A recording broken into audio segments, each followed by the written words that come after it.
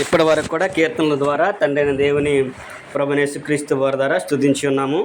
అలాగే ఆరాధన క్రమంలో మరి యొక్క ప్రాముఖ్య మనుషులకు మనం వచ్చి ఉన్నాము. దేవుని యొక్క వాక్యాన్ని మనం ధ్యానం చేసుకుందాము. దేవుడు ఆదిమ సంఘానికి ఆజ్ఞాపించినట్లుగా ఆదిమ సంఘము అపోస్తలులందరూ కూడా కలిసి నేటి క్రైస్తవ్యానికి అన్వయించిన ప్రకారంగా మనమందరం కూడా ఈ రోజున క్రీస్తు సంఘంగా కూడుకొని తండ్రి అయిన దేవుని ప్రభుయేసుక్రీస్తు వారి ద్వారా ఆత్మతోనూ సత్యంతోనూ ఆరాధించుకునే గొప్ప తరుణానికి మనం ఇచ్చున్నాము. ఇప్పటి వరకు కూడా ఆరాధన క్రమంలో కీర్తన ద్వారా తండ్రి అయిన దేవుని స్తుతించి ఉన్నాము ప్రభు ద్వారా. ఈ సమయంలో అపోస్తుల బోధన అనుసరించి దేవుడు తన ఒక్క వాక్యం ద్వారా మనకి ఏమైతే తెలియపరచడో ఆ విషయాలు కొన్నిటిని నేర్చుకోవడానికి మనం ప్రయత్నం చేద్దాము. కొరింథీయులకు రాసిన మొదటి పత్రిక 9వ అధ్యాయము 17వ వచనం మనం చదువుకొని మూలవాక్యంగా ఒక విషయాన్ని మనం జ్ఞాపకం చేసుకుందామంటే ధ్యానం చేసుకుందాము. కొరింథీయులకు రాసినటువంటి మొదటి పత్రిక 9వ అధ్యాయము 17వ వచనం కనుక మనం చదువుకున్నట్లయితే అపోస్తలుడైన పౌలు గారు కొరింథీ పట్టణానికి రాస్తూ ఆయన తెలియపరిచిన ఒక విషయాన్ని గురించి మనము ఆలోచించేద్దాము. 9వ అధ్యాయం 17వ వచనం కనుక మనం చదువుకున్నట్లయితే, ఇది నేను ఇష్టపడి చేసిన యెడల నాకు జీతము దొరుకును, ఇష్టపడకపోయినను గృహ నిర్వాహకము నాకు అప్పగింపబడను అనే విషయాన్ని ఇక్కడ పౌలు గారు జ్ఞాపకం చేస్తున్నాడు. అంటే ఆయన సువార్త యొక్క ప్రకటన గురించి ఆయన తెలియపరుస్తున్నాడు.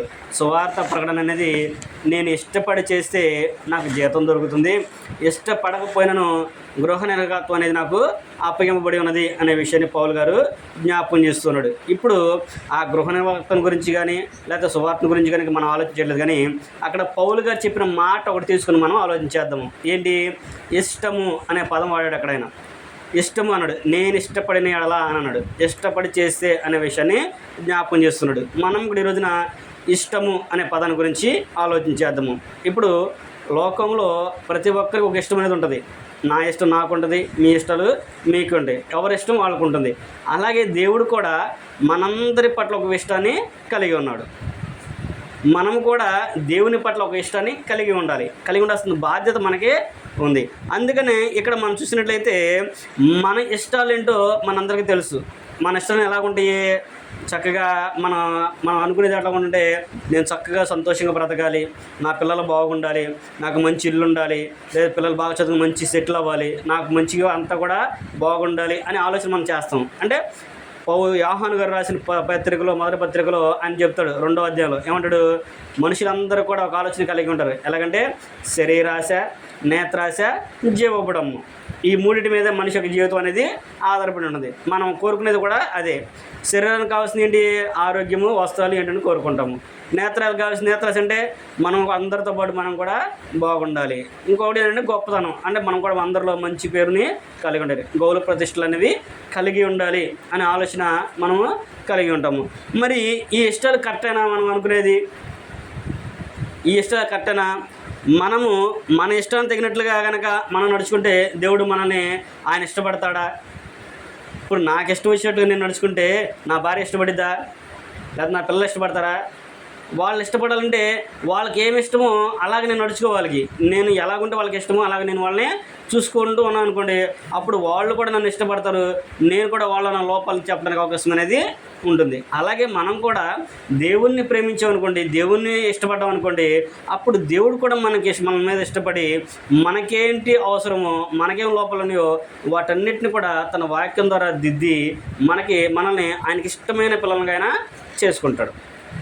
కానీ మనము దేవుడిచ్చిన అవకాశం వినియోగించుకోనకుండా మనందరికి మనమే ఏదో గొప్పగా మనం కాలేజీని అనుకున్నాం అనుకోండి, గొప్పగా చేసుకున్నాం అనుకోండి, దేవుడు కూడా దాన్ని ఇచ్చినప్పుడే కూడా తర్వాత దాన్ని తీసివేసేటువంటి అవకాశం అనేది ఉంది అనే విషయాన్ని మనము ఆలోచించవచ్చు. ఇందులో మొదటిగా మనం చూసినట్లయితే భౌతికంగా అంటే శరీరపరంగా ప్రతి ఒక్కరు కూడా నేను గొప్పవాడిని కావాలి, మంచి పేరు సంపాదించుకునే ఆలోచన ప్రతి ఒక్కరు కూడా కలిగి ఉంటారు.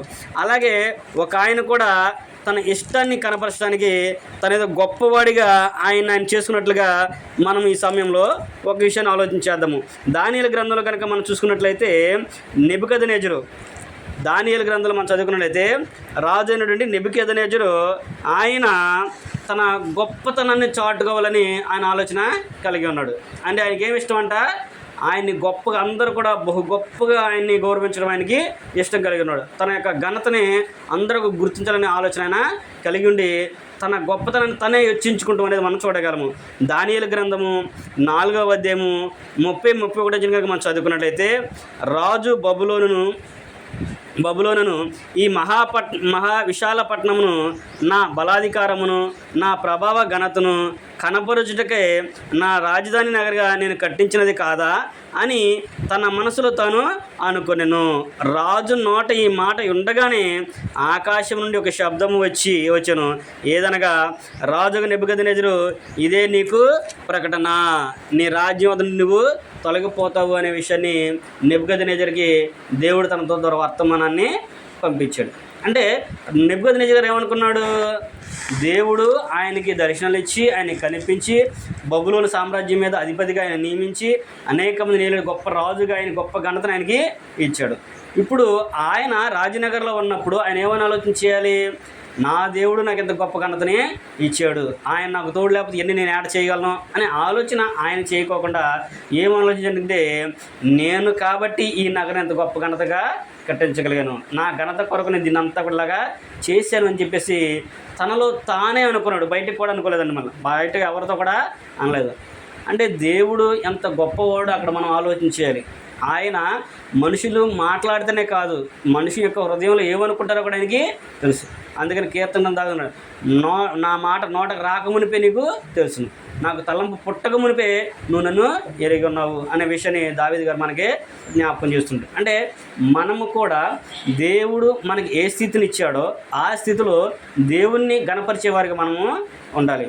దేవా, నువ్వు నాకు ఈ స్థితి ఇచ్చావు, అందుని బట్టి నీకు స్తుతులు. కాబట్టి నీ చిత్తమైతే ఇంకొద్దిగా మంచి స్థానాన్ని నాకు ఇవ్వడానికి సహాయం చేయమని చెప్పేసి ప్రార్థన చేసుకోవాలి తప్ప, నేను కాబట్టి ఇంతగా నేను చేసుకున్నాను కానీ అది ఇంకొకళ్ళది కుటుంబం ఎట్ట కాపాడేవాళ్ళ, ఇంకొకళ్ళది కుటుంబం ఎట్ట చూస్తారా అని అంటూ ఉంటారు మనోళ్ళు. కానీ అలాంటి మాటలు మనము ఒక క్రైస్తవులుగా దేవుని పిల్లలుగా మనం ఆ మాటలు అనకూడదు. నేను కాబట్టి వాళ్ళని కాపాడుతున్నాను, నేను కాబట్టి నేను పోషిస్తున్నాను, అది ఇంకొకరైతే ఎలా ఉంటుందో పరిస్థితులను ఆలోచన చేసుకోని చెప్పేసి కొంతమంది అంటూ ఉంటారు.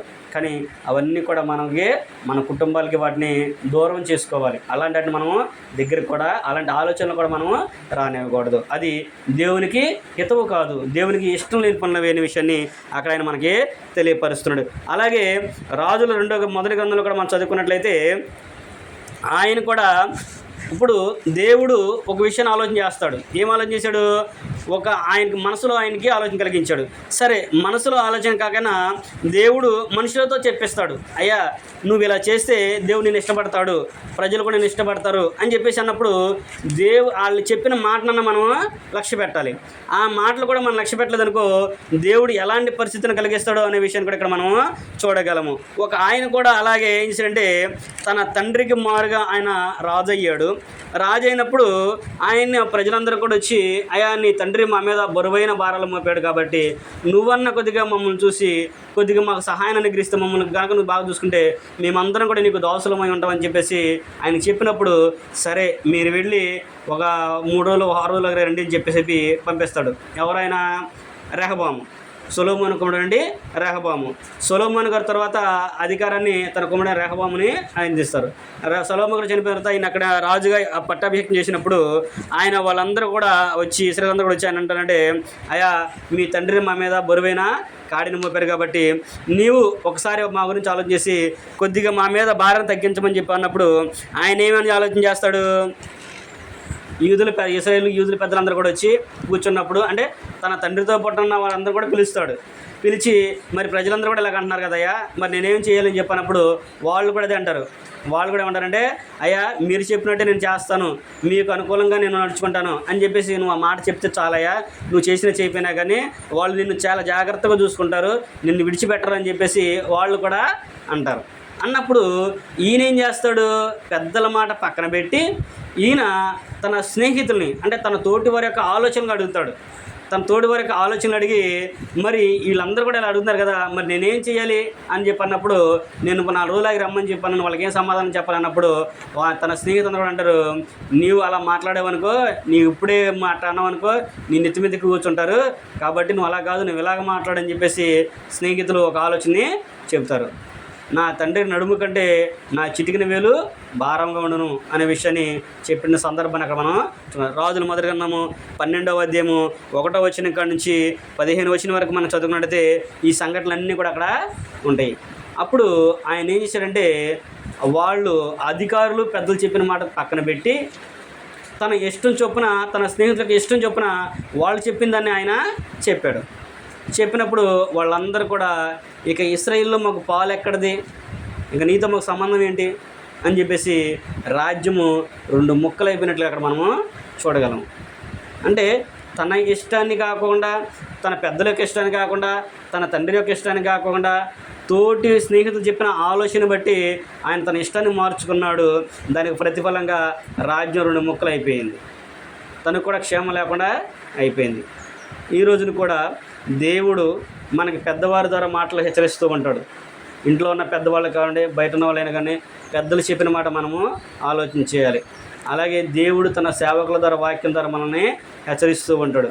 మనం ఏదైనా అనుకోవడానికి మాటలు కానీ, చేయరాని తప్పులు చేసినప్పుడు దేవుడు అనుకోకుండా ఒక ప్రసంగంలోనో లేకపోతే సహోదరుల ద్వారా దాన్ని మనం తెప్పించినప్పుడు మనం ఏం ఆలోచన ఉండాలంటే, నేను ఈ తప్పు చేశాను కాబట్టి దేవుడు నన్ను హెచ్చరించాడు, తన వాక్యం ద్వారా నాతో మాట్లాడుతాడు, కాబట్టి నేను నా తప్పుని దిద్దుకోవాలి అనే ఆలోచన కలిగి ఉండి, దేవా నీ ఇష్టం ప్రకారం నడుచుకుంటే ఆలోచన చెప్పాలి తప్ప ఇక్కడ వీళ్ళకలాగా మనం కూడా నా ఇష్టము, నేను చేస్తాను, నా రాజ్యము, నా తండ్రి రాజ్యము అని మనం ఆలోచించాం అనుకోండి, అది దేవుడు కూడా మనల్ని ఇచ్చాడు. ఇక్కడ కూడా రెహబాము కాలంలో రాజ్యం 2 భాగాలు అయిపోయినట్టుగా మనము చూడగలము. అప్పటి వరకు సౌలు 40 సంవత్సరాలు ఏడాడు ఐక్యరాజ్యంగా, దావీదు గారు వేయలేడు. తర్వాత దావీదు గారి తర్వాత ఆయన కొన్న సొలొమోను గారు కూడా చక్కగా ఆయన అందరిని కూడా కలిసి పరిపాలన చేశాడు. కానీ ఒక్క చిన్న ఆలోచన వలన, ఒక్క చిన్న మాట వలన అంతమంది 12 గోత్రాలను ఆయన రాజ్యం అంతా కూడా 2 భాగాలు చేసినట్లుగా మనము ఆలోచన. అంటే మనం అనే ఒక మాట మన కుటుంబాన్ని విడదీస్తుంది. అది రాజ్యానికి ఆపాదించాడు, కానీ ఈ రోజున మనం మన కుటుంబానికి ఆపాదించుకున్నాం దాన్ని. మన కుటుంబంలో మన మాట అన్నామంటే అది కుటుంబాన్నే వేరు చేస్తాయి. వ్యక్తుల మధ్య దూరాన్ని పెంచింది తప్ప దూరాన్ని తగ్గించదు. అందుకనే మనము చాలా జాగ్రత్తగా సంయోచితంగా మాట్లాడాలి, సంయోచితంగా మనము కలిగి ఉండాలి. అపవాది ఏ రూపాన్ని ఎటు వస్తాడో మనకి తెలియదు. వాడు మనల్ని ఐక్యంగా ఉన్నాం అనుకోండి, మనల్ని విడదీస్తానికి ప్రయత్నం చేస్తాడు తప్ప మనం కలిసి ఉంటామంటే ఆడికి భయం ముందు. మనం కలిసి ఉన్నామనుకో వాడికి భయం. ఎందుకంటే వీళ్ళు మళ్ళీ ఇంకొక 4 మారుతారేమో, మరలా దేవుని దగ్గర ఇంకో 4 వ్యక్తులు మళ్ళీ బయలుదేరతారు కదా, పరలోకం సంపాదించుకుంటారు కదా, నా దగ్గర నుంచి 4 తప్పిపోతారని చెప్పి ఆలోచన చేస్తారంటే వాడు మన మీద ఏదో ఒక నింద మోపడానికి, ఏదో ఒక విధంగా ప్రేరేపించి మనలో ఉన్న ఐక్యతను వాడు చెడగొడుతూ ఉంటాడు. కనుక దాన్ని మనం దృష్టిలో పెట్టుకోవాలి మనం మాట్లాడేటప్పుడు కూడా. అందుకనే కొత్త నిబంధనలు కూడా ఫిలిప్పీ పత్రిక కూడా పౌలు గారు అంటాడు, మీ మాట ఎలా ఉండాలంటే ఉప్పు వేసినట్లుగా ఉండాలంటాడు. మీరు మాట్లాడే మాట ఉప్పు వేసినట్లుగా కృపాసహితంగా ఉండాలి. మనం మాట్లాడుతున్నామంటే ఎలా ఉండాలంటే, ఉప్పు వేస్తే కూరలు ఎంత రుచిగా ఉంటుంది, అలాగే మనం మాట్లాడేటప్పుడు అంత రుచిగా మన మాటలు అనేవి ఉండాలి. అంటే వాళ్ళకి భారంగా కాకుండా వారికి తేలికపరిచేటట్లుగా మనము మాట్లాడాలి. కాబట్టి మనం మాట్లాడే విషయాల్లో కూడా చాలా జాగ్రత్త కలిగి ఐక్యతగా ఉన్నట్లయితే దేవుడు మనల్ని ఇష్టపడటమే కాకుండా మన కుటుంబాన్ని ఇష్టపడి మన కుటుంబానికి కావాల్సిన వాటన్నింటిని కూడా ఆయన సమకూరుస్తాడు అనే విషయాన్ని ఇక్కడ మనకి తెలియపరుస్తుంది. కనుక మానవులుగా మన ఇష్టాలు మన ఆలోచన కాకుండా దేవుడు కోరుకున్నట్లు కనుక మనము ఆలోచించాలి. ఇప్పటి వరకు కూడా 2 వ్యక్తులు మనం చూసాము. దానియేలు గ్రంథంలో నెబుకద్నెజరు గారిని చూసాము. ఆయన ఏం చేశాడంటే తన హృదయాన్ని ఆయన తన ఇష్టాన్ని గర్వించుకున్నాడు, తను కట్టిందని చెప్పేసి ఆయన్ని దేవుడు మన రాజ్యం నుంచి వెళ్ళగొట్టినట్లుగా మనం చూడగలము. తర్వాత ఆయన మారుమనసు పొందుతాడు, దేవుడు మరలా ఆయన్ని తన రాజ్యం తనకి వేస్తాడు. ఇక్కడ రెహబాము గారు కూడా తోటి పెద్దలంటే తన తండ్రి సమకాలికులతో చెప్పిన ఆలోచనని పక్కన పెట్టి యవనస్తుల మాటలను విని దేవుడు చెప్పిన మాటలు లక్ష్య పెట్టుకోకుండా ఆయన ఏం చేశాడంటే తన ఇష్టాన్ని కనబరిచాడు అక్కడ. దాని ద్వారా రాజ్యం 2 ముక్కలు అయిపోయి తన కుటుంబాన్ని కూడా క్షేమం లేకుండా చేసుకున్నట్లుగా మనము చూడగలము. ఇప్పుడైతే మనం ఎలా ఉండాలి, మరి దేవునికి ఇష్టమైన పనులు మనం చేయాలి కదా. ఆ రోజున వాళ్ళకి తెలియపరచడు, ఆయన నోటి మాట ద్వారా, దర్శనాల ద్వారా, లేకపోతే ప్రవక్తల ద్వారా వాళ్ళతో దేవుడు తన ఇష్టాన్ని కనబరిచాడు. ఈ రోజునైతే దేవుడు తన యొక్క ఇష్టాన్ని మనకి గ్రంథ రూపంలో తెలియపరచడు. ఆయనకి ఏమి ఇష్టమో, ఎలాగుండటం ఇష్టమో, ఎలా నడుచుకోవడం ఇష్టమో దేవునికి మనకి ఇక్కడ గ్రంథంలో మనకి తెలియపరచడు. కనుక మనము దీన్ని అనుసరించి నడుచుకునే వారిగా మనం ఉండాలి అనేది దేవుని యొక్క వాక్యం మనకి తెలియపరుస్తుంది. అందులో మనం ఆలోచన చేసినట్లయితే హెబ్రీయులకు రాయబడిన పత్రిక 13వ అధ్యాయము 16వ వచనం మనం చదువుకుందాం. దేవునికి ఇష్టమైనవి ఏంటో అనే ఆలోచన మనం చేద్దాం. రెండోదిగా హెబ్రీయులకు రాసిన పత్రిక 13వ అధ్యాయము 16వ వచనం కనుక మనం చదువుకున్నట్లయితే అక్కడ ఆయన అంటున్నాడు, ఉపకారమును ధర్మమును చేయ మరచిపోకడి, అట్టి యాగములు దేవునికి ఇష్టమైనవి అని అన్నాడు. యాగాలు అంటే దేవునికి ఇష్టమైన యాగం ఏంటంటే, 1 ఉపకారం చేయటము, 2 ధర్మం చేయటం. మనకు చేతనైన సహాయాన్ని ఇతరులు పొందగలిగినంత కొద్దీ మనం చేయాలి.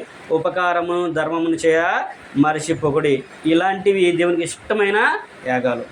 దేవునికి ఇష్టమని మనం ఒక వ్యక్తికి సహాయం చేసామంటే దేవుడు ఇప్పుడు ఎదుటి వారికి సహాయం చేసామనుకుంటారు వాళ్ళు. ఆపదలో ఉన్న వ్యక్తికి ఏదైనా మనకు సహాయం చేయనుకుంటే ఏమంటారు వాళ్ళు, అయ్యా దేవుడు అయ్యా నువ్వా అంటారు. ఏదో కాదు, ఇప్పుడు నడుచుకుంటే ఎండలో వెళ్తా ఉన్నారు అనుకోండి, వారిని కొద్దిగా బండి ఎక్కించుకొని కొద్దిగా వాళ్ళు వెళ్ళాల్సిన గమ్యానికి చేర్చాం అనుకోండి, ఏమంటారు వాళ్ళు, అయ్యా దేవుడిలో వచ్చావయ్యా, ఎండలో లేకపోతే నాకు ఇది అయిపోయేదయ్యా అని అంటామండి. అంటే మనం చేసే పనిని బట్టి వాళ్ళు దేవునికి దాన్ని ఆపాదిస్తుంటారు. కానీ మనం ఆశతో ఉన్నామని కాదు, కానీ మనకి చేతనైనంత మట్టుకి దాన్ని చేయాలి. ఉపకారం చేయాలి, ధర్మం అనేది చేయాలి. ఉపకారమును ధర్మమును చేయ మర్చిపోకడి, అలాంటివి దేవునికి ఇష్టమైన యాగాలు అనే విషయాన్ని తెలియపరుస్తుంది. ఒక ప్రవక్త కూడా తనకి ఇష్టం లేని పనులు చేసినప్పటికి కూడా, దేవునికి ఇష్టమైన కార్యాలు చేసినప్పటికి కూడా ఆయన ఏమంటాడంటే, నేనైతే మీ నిమిత్తం ప్రార్థన చేయడం మటుకి మానను. నేను అలా చేస్తే నేను దేవునికి కోపం పుట్టించిన వాడు అవుతాను, దేవుని ఎదుట నేను పాపిని అవుతాను. కాబట్టి నా మటుకు నేనైతే ప్రార్థన చేయడం మటుకి మానను అనే విషయాన్ని ఒక ప్రవక్త చెప్పినట్లుగా మనం చూడగలము. సమూయేలు మొదటి గ్రంథంలో కనుక మనం చదువుకున్నట్లయితే, సమూయేలు మొదటి గ్రంథము 12వ అధ్యాయంలో కనుక మనం చూసినట్లయితే అక్కడ సమూయేలు గారే ప్రార్థన చేస్తాడు. ఇశ్రాయేలీయులందరూ కూడా మరలా వచ్చిన తర్వాత వీళ్ళందరూ కూడా ప్రవక్తల ద్వారా దేవుడు ఉన్నప్పుడు, ప్రవక్తతో మాట్లాడినప్పుడు వీళ్ళందరూ కూడా ఏంటంటే, మాకు కూడా సకల మర్యాద చొప్పున ఒక రాజు నియమించమని చెప్పేసి సౌలుని వాళ్ళు అడిగినట్లుగా, సమూయేలు గారిని అడిగినట్లుగా మనము చూడగలం. వాళ్ళందరూ కూడా ఏమంటారంటే, ఇశ్రాయేలీయులందరూ కూడా మాకు కూడా ఒక రాజు కావాలి అని వాళ్ళు కోరుకుంటారు. వాళ్ళు రాజు కావాలని కోరుకున్నప్పుడు సౌలు గారు అంటాడు, అయ్యా నేను మీరు ఎవరిని తొలగిస్తారో మీకు తెలుసా అనే విషయాన్ని ఆయన ఆలోచన చెప్తాడు. అయినప్పుడు కూడా వాళ్ళు లక్ష్య పెట్టుకోకుండా ఉన్నప్పుడు సమూయేలు గారు దేవుని దగ్గరికి వెళ్ళి దేవునికి ప్రార్థించినట్లుగా మనం మొరపెట్టినట్లుగా మనము చూస్తాము. దేవుని దగ్గరికి ఇచ్చినప్పుడు అంటాడు, అయ్యా మరి వాళ్ళు ఇశ్రాయేలు అందరూ కూడా మాకు రాజు కావాలని కోరుకుంటున్నాడయ్యా అంటే, సరే వాళ్ళు ఎవరిని తృణీకరించారంటే నిన్నుగా తృణీకరించింది, నిన్ను నియమించిన నన్నే తృణీకరించారు. దేవుడైనా తమ దేవుడైన నన్నే వాళ్ళు నిరాకరిస్తున్నారు. కాబట్టి వాళ్ళు కోరుకున్నట్లుగానే వారిష్ట ప్రకారంగానే నువ్వేం చేస్తావు అంటే వాళ్ళకి ఒక రాజుని నియమించు. కాకపోతే వాళ్ళ రాజు ఎలాగుంటాడో వాళ్ళకి చెప్పు. రాజు అనేవాడు ఎలా ఉంటాడు, అధికారాన్ని ఎలా ఉంటాడు, మన మీద అధికారాన్ని పెత్తనం చేస్తారు, మన మీద పెత్తనం చెలాయిస్తాడు అది రాజుగా ఉంటే. మరి అంతే కదా, మన మీద పై అధికారం ఉన్నాడంటే ఏం చేస్తారు, మనల్ని పాలిస్తూ ఉంటాడు. కాబట్టి ఆయన ఎలాగుంటాడో అంటే వీళ్ళందరూ కూడా ఆయనకి దాసులు అవ్వాలి, కప్పం చెల్లించాలి, తన ఇంట్లో పని చేయాలి, ఆయన చెప్పినట్లుగా వాళ్ళందరూ కూడా నడుచుకోవాలి. ఎలాగంటే చివరికి బానిసలుగా వాళ్ళు జీవించాలి. ఆ విషయాన్ని వారికి చెప్పినప్పుడు వాళ్ళందరికీ పోయి ఆయన సమూయేలు గారు చెప్తాడు. చెప్పినప్పుడు వాళ్ళందరూ కూడా ఏం చేస్తారంటే మరలా అయ్యో దేవునికి మేము విరుద్ధంగా పాపం చేసామని చెప్పి అన్నప్పుడు మా కొరకు ప్రార్థన చేయనప్పుడు అక్కడ సమూయేలు గారు దేవునికి ప్రార్థించినట్లుగా మనం చూడగలము. సమూయేలు మొదటి గ్రంథము 12వ అధ్యాయము 22వ వచనం నుంచి మనం చదువుకున్నట్లయితే, సమూయేలు మొదటి గ్రంథము 12వ అధ్యాయము 22వ వచనం నుంచి మనం చదువుకున్నట్లయితే, యెహోవా మిమ్మును తనకు జనముగా చేసుకుంటూ ఇష్టం కలిగి ఉన్నాడు. తన ఘనమైన నామము నిమిత్తము తన జనములను ఆయన విడనాడడు. నా మటుకు నేను మీ నిమిత్తం ప్రార్థన చేయటం మానడం వలన యెహోవాకు విరోధంగా పాపం చేసిన వాడు నగుదును. అది నాకు దూరమవును గాక. కానీ శ్రేష్టమైన చక్కని మార్గం మీకు బోధింతును. ఆయన మీ కొరకు ఎన్ని గొప్ప కార్యములు చేసినో అది మీరు తలంచుకొని మీరు యెహోవా యందు భయభక్తులు కలిగి నిష్కపటులై పూర్ణ హృదయంతో ఆయనను సేవించుట ఆవశ్యకము. ఒకవేళ మీరు గనక కీడు చేయవారైతే తప్పకుండా మీరు మీ రాజు నాశనం అవుతారు అనే విషయాన్ని కూడా ఆయన చెప్పాడు.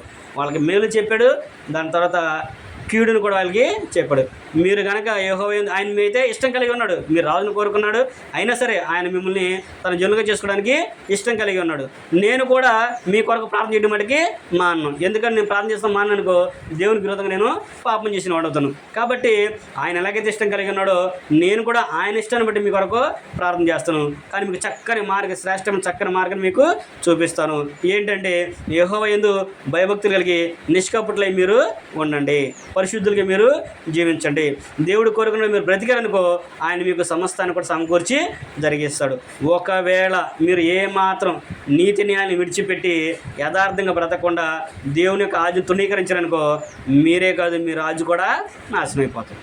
అదే విషయానైనా జ్ఞాపకం చేసాం. అలాగే మనము కూడా దేవుడు మనకు తెలియపరిచిన విషయాలు మనం చాలా జాగ్రత్తగా పాటించాలి. దేవుడైతే మన పట్ల ఇష్టాన్ని కలిగినాడు. ఇష్టం లేకుండా మన భూమికి పంపిస్తాడు ఆయన. ఇష్టం లేక ఇన్ని సంవత్సరాలు మనం ఉంచాడా? ఆయనకి మనం అంటే ఇష్టం లేకపోతే కరోనానే లేపేసేవాడు. అసలు కరోనా దాకా అవసరం తల్లి గర్భంలో పడగానే లేపేస్తాడు. కానీ ఆయన మన మీద ఇష్టం కలిగి ఉన్నాడు కనుకనే ఆయన భూమి మీద మనకి ఈ సంవత్సరం వరకు కూడా ఈ గంట వరకు మనకు ఆయన ఆయుష్ని ఇచ్చాడు. ఇప్పుడు ఆయన ఇష్టం కలిగి ఉన్నాడు కాబట్టి ఆయన యొక్క చక్కని మార్గాన్ని ఏదైతే తెలియపరుస్తున్న గ్రంథము దాన్ని మనము నేర్చుకోవాలి, దాన్ని మనము అవలంబించాలి. దేవుని యందు భయభక్తులు కలిగి నిష్కపటులుగా మనము జీవించాలి. అంతేకాకుండా ప్రతి ఒక్కరి నిమిత్తం కూడా మనము ప్రార్థన చేయాలి. ఇంకా సమూయేలు గారు కూడా అన్నాడు, నేను మీ నిమిత్తం ప్రార్థన చేయడం మటుకు మానను. అలా చేస్తే నేను దేవునికి ద్రోహం చేసిన వాడిని అవుతాను. కాబట్టి నాకు నేను కీడు తెప్పించుకున్నాను. కానీ నేనేం చేస్తానంటే నేను మాత్రం మీరు ఎన్ని చేసినప్పుడు కూడా నేనైతే ప్రార్థన చేస్తాను. నీకు ఇష్టం లేని పనులు చేసినప్పటికి కూడా వారిని కొరకు నువ్వు ప్రార్థన చేయాలి. నీ భర్తే కానీ, నీ పిల్లలే కానీ, నీ ఇరుగు పొరుగు వారే కానీ, నీ బంధువులే కానీ, నీ స్నేహితులే కానీ ఎవరైతే ఉన్నారో వారందరి కొరకు కూడా మనము ప్రార్థన చేయాలి. పాత నిబంధనలు అయితే ధర్మశాస్త్రం ప్రకారం అయితే నీ శత్రువుని దేశించమని చెప్పన్నాడు, అది ఓకే. కానీ క్రొత్త నిబంధనకు వచ్చేసరికి ప్రభువారు ఏమన్నాడు? నీ శత్రువు కొరకు ప్రార్థన చేయమన్నాడు. శత్రువు కొరకు ఏం చేయాలి? మనము ప్రార్థన చేయాలని చెప్పేసి ఆయన చెబుతున్నాడు. ఎవడైనా నీకు అపకారం చేస్తే ఆ అపకారానికి నువ్వేం చేయాలి? ఉపకారం చేయాలి తప్ప నువ్వు వాడికి కీడు ఏం కూడా చేయకూడదు. ఒకవేళ నీకు తెలిసి చేసినా సరే కీడు చేసాడు అనుకో, నీకు అవకాశం వచ్చింది, నీకు 2 మార్గాలు ఉన్నాయి, కీడు చేయొచ్చు, మేలు చేయొచ్చు, నీకు రెండు చేతులు ఉన్నాయి. కానీ నువ్వేం చేయాలంటే వాడికి మేలే చేయాలి తప్ప కీడు అనేది చేయకూడదు.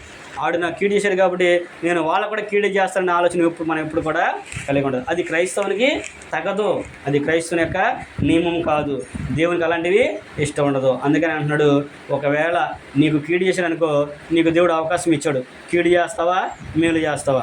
నువ్వేం చేయాలంటే మనం అందరం కూడా ఏం చేయాలంటే క్రైస్తవం దేవుని పిల్లలను మనము మేలే చేయాలి తప్ప కీడు మనము చేయకూడదు. కీడు చేయడానికి మన కాళ్ళు ఎప్పుడు కూడా తొందరపడకూడదు, మన నాలుగు ఎప్పుడు కూడా తొందరపడకూడదు అనేది దేవుని యొక్క వాక్యం మనకి వివరిస్తుంది. కనుక మనం కూడా ప్రతి ఒక్కరి నిమిత్తం ప్రార్థన చేయాలి, దేవుని యందు భయభక్తి కలిగి ఉండాలి, నిష్కపటులుగా మనము ఉండి దేవుని యొక్క ఆలోచనలు బట్టి మనము నడుచుకుంటే ఆయన కూడా తన ఇష్టాన్ని బట్టి మనం నడిపించుకుంటాడు అనే విషయాన్ని అక్కడ ఆయన తెలియపరుస్తున్నాడు. అలాగే దేవునికి ఇంకా ఇష్టమైన వాటిని కనుక మనం చూసినట్టయితే ఆయనకి ఇంకా ఏమి ఇష్టం అంటే భూమి మీద ఉన్న భక్తులే ఆయనకి ఇష్టం అంట. కీర్తన గ్రంథంలో కనుక మనం చదువుకున్నట్లయితే కీర్తన గ్రంథంలో 2వ అధ్యాయం కనుక మనం 16వ అధ్యాయం మనం చదువుకుంటే దావీదు రాసిన కీర్తన గ్రంథంలో 16వ అధ్యాయము 2వ వచనంలో కనుక మనం చూసినట్లయితే అక్కడ దావీదు గారు ఒక విషయం మనకి జ్ఞాపకం చేస్తూ ఉన్నాడు. ఏమని తెలియపరుస్తున్నాడు? 16వ అధ్యాయంలో కనుక మనం చదువుకుంటే 16వ అధ్యాయము 1వ వచనం నుంచి మనం చదువుకుందాము. దేవా, నీ శరణుజొచ్చి ఉన్నాను, నన్ను కాపాడుము, నీవే ప్రభుడవు, నీకంటే నాకు క్షేమధారం ఏదియును లేదని యెహోవాతో నేను మనవి చేసుకుందును. నేను ఇలాగందును, భూమి మీద ఉన్న భక్తులే శ్రేష్ఠులు, వారు కేవలం నీకు ఇష్టలు. నాకు కేవలం ఇష్టలు అనే విషయాన్ని తెలియదు. అంటే భూమి మీద ఉన్న భక్తులే ఆయనకి ఇష్టమైన వారు. ఆయన ఎవరైతే అనుసరించి దేవుని యందు భయభక్తి కలిగి ఉంటారో ఆయన యందు భయభక్తి కలిగిన వాళ్ళు దేవునికి ఇష్టమైన పిల్లలు అనే విషయాన్ని ఇక్కడ మనకి తెలియపరుస్తుంది. మనము కూడా యెహోవా యందు భయభక్తి కలిగి ఉండి నిజమైన భక్తులుగా మనము జీవించాలి. భక్తులంటే ఏదో లోకంలో అనుకున్నట్లుగా ఆదివారం ప్రార్థనకి వెళ్తామో, లేకపోతే గురువారం క్లాసులకు వెళ్ళడమో, లేకపోతే కుదిరినప్పుడు ప్రార్థించడమో కాదు. దేవుడు ఏమైతే చెప్పాడో మనకి అందరికి కూడా ఒక ఆధారాలు ఉన్నాయి. ఈ దీంట్లో భక్తులు ఉన్నారు. దేవుని యందు భక్తి కలిగిన వాళ్ళు ఎలా భక్తిపరులుగా జీవించారో వాటిని తెలియపరచుడు. ఉదాహరణకి దావీదు గారే ఉన్నాడు. ఆయన ఎంత భక్తిపరుడు అయినా, ఎందుకు దావీదు గారికి అంత ఘనతనిచ్చాడు? ఆయన ఊరిని ఏమోలా ఆయన తన జీవితంలో ప్రతి దాంట్లో కూడా మొదటి ప్రథమ స్థానం దేవునికే ఇచ్చేవాడు ఆయన. అందుకని దేవుడు ఆయన గొప్పగా చేశాడు. అందుకని ఆయన భక్తుడిగా దేవుడు ఆయన భక్తిపరుల లిస్టులో ఆయన ఉన్నాడు. ఉదాహరణకే మనం చూస్తాము, దావీదు గొలియాతు యుద్ధం మనం చూస్తాము. గొలియాతు ఎంత ఉంటాడు? 6 మూరల జానులు ఉంటాడు ఆయన. అంత పెద్దగా ఆయన ఉంటాడు. కానీ దావీదు అంత బాలుడు అయినప్పుడు కూడా ఆయన యుద్ధానికి వెళ్ళినప్పుడు ఎవరి మీద ఆధారపడి వెళ్ళాడు ఆయన? మరి మనకు భక్తి ఉందా? మనకు విశ్వాసం ఉందా? అలా మనం చేయగలమా? ఇప్పుడు ఆడదాకా అవసరం లేదు. ఆయన అంటే యుద్ధం చేశాడని మనం అనుకుని చేస్తాం. ఆయన యుద్ధం చేశాడు, మన యుద్ధం దాకా అవసరం లేదు. ఏదన్నా మన కుటుంబంలో ఏదైనా అనుకోవడం పరిస్థితి కానీ మన జీవితంలో జరగకుండా కార్యక్రమం జరిగింది అనుకోండి, మనం భక్తి కలిగి ఉంటామా? అమ్మనే తోలనాడుతాం, ఏంటి దేవుడు నాకు ఇంత అన్యాయం చేశాడని. అమ్మనే వేస్తాం కదా, ఏంటి దేవుడు మాకు ఇంత అన్యాయం చేశాడు. మేము ప్రార్థనగా వెళ్తున్నాం కదా, విశ్వాసంగానే ఉన్నాం కదా, అన్ని కార్యాలు చేస్తున్నాం కదా, కానీ దేవుడు ఏంటమ్మా మా మీద ఇది చేశాడు అనే ఆలోచన అంటాం. కానీ దేవుడు ఏది కూడా ఊరకనే చేయడు. అందుకనే యాకోబు గారు అంటాడు, దేవుడు ఎవరిని కూడా కీడి విషయమై శోధింప నేరడు. ఒకవేళ ఆయన కనుక శోధించినట్లయితే శోధనతో పాటు తప్పించుకునే మార్గాన్ని కూడా ఆయన మనకి కలిగిస్తాడు. దాన్ని మనం తొందరపడకుండా ఆలోచన చేయాలి. అందులో మొదటిచ్చే భక్తులు ఎవరంటే ఏబు గారు. శోధన సహించిన ఆయన మొట్టమొదటి మనం ఆలోచన చేస్తే ఎవరు వస్తారంటే ఏబు గారే వస్తాడు. అంతకంటే శోధనలు ఇంకెవరు కూడా భరించి ఉండరు కూడా. ఒకవేళ ఉన్నా కానీ అంతకంటే ఎక్కువగా ఎవరు కూడా భరించి ఉండరు. మనకైతే అసలు అంత బాధలు కూడా ఏమీ లేవు. కాబట్టి మనము కూడా నిజమైన భక్తులుగా మనము జీవించాలి. అంటే ఏదో కనీసం సమయం వచ్చినప్పుడైనా మన భక్తిని మనము చూపించాలి. ఎదురువారు వీళ్ళు క్రైస్తవులు కాబట్టి వాళ్ళు అలాగా చేయరు, వీళ్ళు ప్రార్థనకి వెళ్ళేవాళ్ళు కాబట్టి వాళ్ళు అలాగా చేయరు అనేది మనం ఎదుటివారికి కనబడేట్లుగా మన భక్తిని మనము చూపించుకోవాల్సిన అవసరం మనకి ఉంది. కాబట్టి దేవుడు తన భక్తులను ఎలాగైతే ఇష్టపడుతున్నాడో అలాగే మనం ఇష్టమైన భక్తులుగా ఉండాలి తప్ప ఏదో నామకార్థ క్రైస్తవులుగా నామకార్థ భక్తిపరులుగా మనము ఉంటే దేవుడు కూడా ఇష్టపడు అనేది మనము జ్ఞాపకం చేసుకోవాలనే విషయాన్ని అక్కడ మనకి తెలియపరుస్తున్నాడు. కనుక మనం కూడా మన ఇష్టాలు కాకుండా దేవుని యొక్క ఇష్టానికి మనము ప్రాధాన్యతను ఇవ్వాలి. ప్రభువారు కూడా ఆయన శిలువ మరణానికి ముందుగా వెళ్ళేటప్పుడు ఆయన దేవునికి ప్రార్థిస్తాడు. లూకా సువార్తలో మనం చదువుకుంటాం 24వ అధ్యాయంలో. ఆయన ఏమని ప్రార్థన చేస్తాడు? ఆయన రాతి వేదంత దూరం వెళ్ళి, తండ్రి నీ చిత్తమైతే ఈ గిన్నె నా యొద్ద నుండి తొలగించు, ఆయనను నా ఇష్టం కాదు కానీ నీ చిత్తమే సిద్ధించును గాక అని ఆయన ప్రార్థన చేస్తాడు. అంటే క్రీస్తు ప్రభువు సిలువకు అప్పగింపబడబోతున్నాడు. అప్పగింపబడబోయే ముందు ఆయనకి అన్నీ కూడా తెలుసు. అప్పుడు ఆయన ఏమని ప్రార్థన చేస్తాడంటే, తండ్రి నీ చిత్తమైతే ఈ గిన్నె నా యొద్ద నుంచి తొలగించు. గిన్నె అంటే శ్రమకి సూచన. సిలువ మరణానికి ముందుగా ఆయన ప్రార్థించాడు. ఆయన్ని శ్రమలు వస్తున్నాయని ఆయన తెలిసి కూడా ఆయన దాని కొరకు వచ్చని తెలిసి కూడా ఆయన మానవ శరీరంలో ఉన్నాడు కనుక ఆయన దేవునికి ప్రార్థించుకున్నాడు. అయినా కానీ నా ఇష్టం కాదయ్యా నీ చిత్తం అయితేనే అనే విషయాన్ని ఆయన ప్రార్థన చేశాడు. అలాగే లోకంలో ఉన్న మనం కూడా, భౌతికంగా ఉన్న మనం కూడా, శరీరంలో ఉన్న మనం కూడా ఏమైనా శరీర సంబంధమైన విషయాల్లో ఏమైనా కొద్దిగా మనకి ఇబ్బంది కలిగించినప్పుడు మనం ఏం చేయాలంటే, తండ్రి నీ చిత్తమైతే మాకు ఈ శ్రమ నుంచి సహాయాన్ని అనుగ్రహించు, ఈ బాధ నుంచి విడుదలను కలిగించు. అయినా కానీ మా ఇష్టం కాదు కానీ మీ ఇష్టమే. ఒకవేళ మీ శ్రమ పడాలని నువ్వు ఆలోచన కలిగి ఉంటే ఓకే, అది మీ చిత్తమైన ఆయన అని మనం ప్రార్థన చేయాలి తప్ప శ్రమ కలిగినప్పుడు, ఇబ్బంది కలిగినప్పుడు ఏంటైనా మాకు ఈ బాధ అని మనం ఎప్పుడు కూడా నవ్వకూడదు. మన నోట రాకూడని మాటలేదు. దేవుని పిల్లనే వారికి ఆ మాటలు రాకూడదు. ఎప్పుడైతే మనము మన హృదయాన్ని దేవుని వైపు తిప్పుకుంటామో, దేవుని ఇష్టానికి మన జీవితాలను అప్పగించుకుంటామో, అప్పుడు దేవుడు కూడా మన జీవితాన్ని చక్కగా దిద్దుతాడు. ఉదాహరణకి కొంతమంది చెబుతూ ఉంటారు, ఇది పేతురుపత్రికలో కూడా అంటాడు ఆయన, బంగారాన్ని తీసుకొని కొలుములు వేసి ఏం చేస్తారు ఆయన? కొలుములు వేస్తేనే అది ఒరిజినల్ బంగారం అంతా కూడా బయట వచ్చింది. తర్వాత దాన్ని చక్కగా దానికి కావాల్సినట్టుగా ఆయన మలుచుకుంటాడు. బంగారం చేసే వ్యక్తి కొలుములు వేసి తీయంగా ఏం చేస్తాడు? తనకి ఏ రూపంలో కావాలో ఆ రూపాన్ని మలుచుకుంటాడు. అలాగే దేవుని పిల్లలమైన మనం కూడా, క్రైస్తవులమైన మనం కూడా శ్రమ పడినప్పుడే ఆ శ్రమల్లోనే దేవుడు ఏం చేస్తాడంటే ఆయన తగినట్లుగా మనల్ని మలుచుకుంటాడు. శ్రమ పడినప్పుడే ఆయన ఏం చేస్తాడంటే, బాధపడుతున్నాం అనుకో, ఆ బాధలో మన యొక్క హృదయాన్ని ఆయన పరిశీలన చేసి తనకి ఇష్టమైన హృదయం కావాలనుకుని ఎప్పుడైతే నడిపించుకుంటాడో అప్పుడు ఆయన కూడా మనల్ని మలుచుకుంటూ ఉంటాడు. అందుకని మీరు చూడండి, లోకంలో దేవుని యందు భయభక్తి కలిగిన వారిలో గొప్ప వారైన వాళ్ళందరూ కూడా ఎన్నో శ్రమలు అనిపించిన వాళ్ళు ఉంటారు. ఎన్నో బాధలు అనిపించిన వాళ్ళు తప్ప ఎవరు కూడా వారి జీవితంలో హృదయ సంతోషం ఉన్నాయి లేదు. యథార్థమైన సేవ చేసే వాళ్ళు ఎవరైనా సరే ఎన్నో బాధలు పడి ఇబ్బందులు పడి దేవునికి ఈ స్థితిలో ఉండాలి తప్ప ఎవరు కూడా ఒకేసారి వచ్చి ఇది వాళ్ళు ఎవరు కూడా లేరు. కనుక మనం కూడా దాన్ని ఆలోచించాలి. అందుకనే పౌలు గారు ఆ మాట వాడాడు, ఏది, నేను ఇష్టపడి చేసినట్లయితే నాకు జీతం దొరికిద్ది, ఇష్టపడకపోయినాను గృహనిర్వహత్వం అనేది నాకు అప్పగింపబడి ఉన్నది. నువ్వు క్రైస్తవుడు ఉన్నావు, నువ్వు ఇష్టపడి చేసానుకో నీకు జీతం దొరికిద్ది, అంటే దేవుడు నిన్ను పోషిస్తాడు. నువ్వు ఇష్టపడకపోయినా కానీ నీకు బాధ్యత ఉంది, సువార్త చేసిన బాధ్యత ఉంది. అందరికీ సువార్త చేసిన బాధ్యత మోపబడి ఉంది, అందరి మీద ఉంది. క్రైస్తవులైన ప్రతి ఒక్కరి మీద కూడా అది మోపబడి ఉన్నది అనే విషయాన్ని అక్కడ మనకి జ్ఞాపకం చేస్తున్నాడు. కనుక మనం కూడా దేవునికి ఇష్టమైన వారిగా ఉండి దేవునికి ఇష్టమైనవి మనం చేయాలనే విషయాన్ని ఎక్కడైనా మనకు తెలియపరచడం అనేది మనము చూడగలము. అలాగే దేవునికి ఇంకా మనం చూసినట్లయితే ఇష్టమైనవి ప్రీతికరమైన యాగాలు కూడా ఆయనకి ఉన్నాయనే విషయాన్ని జ్ఞాపకం చేస్తున్నాడు. ఒక సందర్భం మనం చదువుకుందాము. ఫిలిప్పీలకు రాసిన పత్రికలో కనుక మనం చదువుకున్నట్లయితే పౌలు గారు ఫిలిప్పీలకు రాసిన పత్రికలో తన గురించి కొన్ని సంగతులు ఆయన జ్ఞాపకం చేస్తుంటాడు. అంటే మాసిదోనియా ఉన్న సంఘం గురించి ఆయన కొన్ని సంగతులను తెలియపరిచిన తర్వాత ఆయన ఒక మాటను మనకి తెలియపరుస్తున్నాడు. మనం చూసినట్లయితే ఫిలిప్పీలకు రాసిన పత్రిక 4వ అధ్యాయం మనం చదువుకున్నాం. 4వ అధ్యాయంలో కనుక మనం చూసినట్లయితే ఫిలిప్పీలకు రాసిన పత్రిక 4వ అధ్యాయం కనుక మనం చదువుకున్నట్లయితే 13వ వచనం నుంచి మనం చదువుకుందాము. 10వ వచనం నుంచి మీరు చూసుకోండి. తర్వాత ఇంటికి వెళ్ళిన తర్వాత ఆయన పౌలు గారు అంటాడు, నీ ఎవరైతే బలపరుస్తున్నాడో వాని నేను సంతోషిస్తున్నాను, నా పొదుపు కలిగిన నేను చెప్పట్లేదనే విషయాన్ని తెలియపరుస్తూ ఆయన 13వ వచనం నుంచి అంటాడు, నన్ను బలపరచమని అందే నేను సమస్తము చేయగలను, అయినను నా శ్రమలో మీరు పాలు పుచ్చుకునేది మంచి పని. ఫిలిప్పీలారా, సువార్త నేను బోధింపను ఆరంభించి మాసిదోనియా నుండి వచ్చినప్పుడు ఇచ్చి విషయంలోనూ పుచ్చుకునే విషయంలోనూ మీరు తప్ప మరి ఏ సంఘపు వారును నాతో పాలువారు కాలేదని మీకు తెలియను.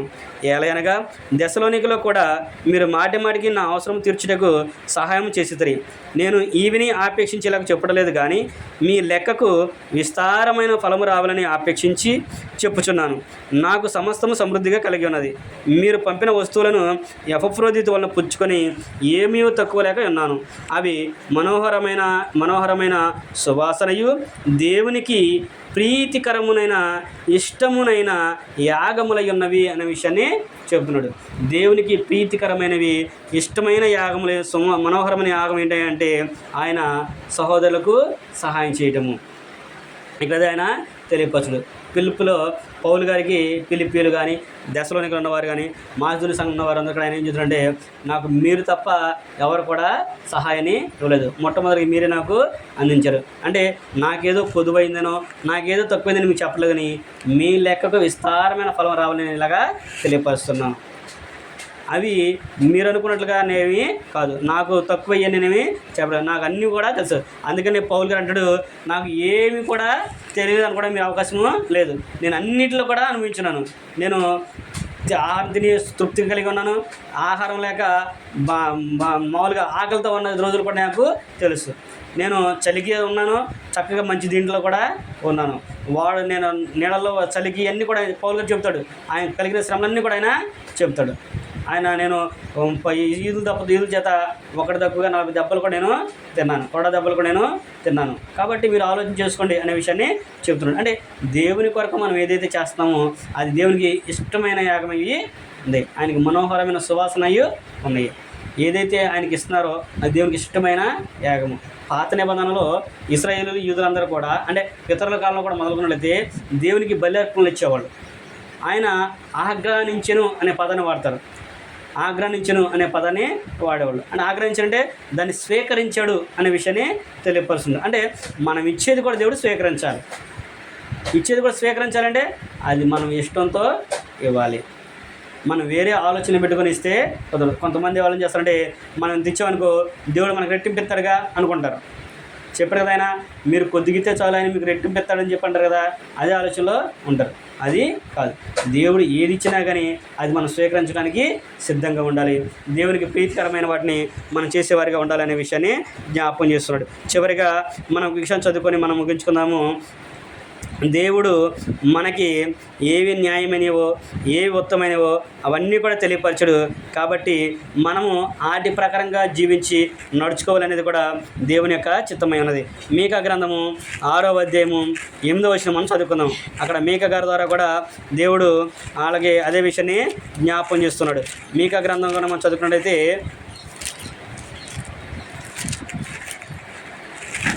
మీకా గ్రంథాన్ని కనుక మనం చదువుకున్నట్లయితే మీకా గ్రంథము 6వ అధ్యాయము 8వ వచనం కనుక మనం చదువుకుంటే అక్కడ ఆయన అంటున్నాడు, మనుషుడా ఏది ఉత్తమమో అది నీకు తెలియజేయబడి ఉన్నది.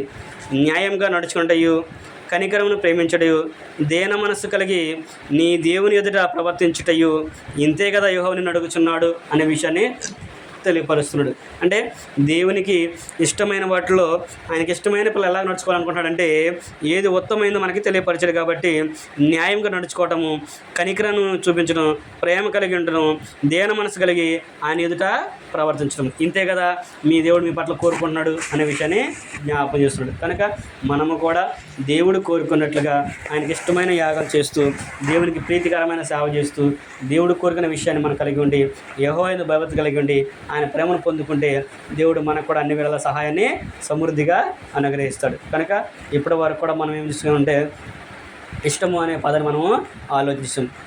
మనుషులు మన ఇష్టాలు వేరు, దేవునికి తన భక్తుల పట్ల ఉన్న ఇష్టాలు వేరు. ఇంకా చాలా సంగతులు ఉంటాయి గ్రంథాలు మనం చూసుకుంటే.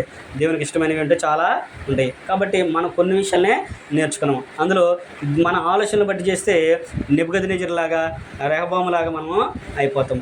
కానీ దేవునికి ఇష్టమైనగా చేసాం అనుకోండి, పౌలు గారిలాగా, దావీదు గారిలాగా, తన యొక్క భక్తుల్లాగా మనము ఉంటాం.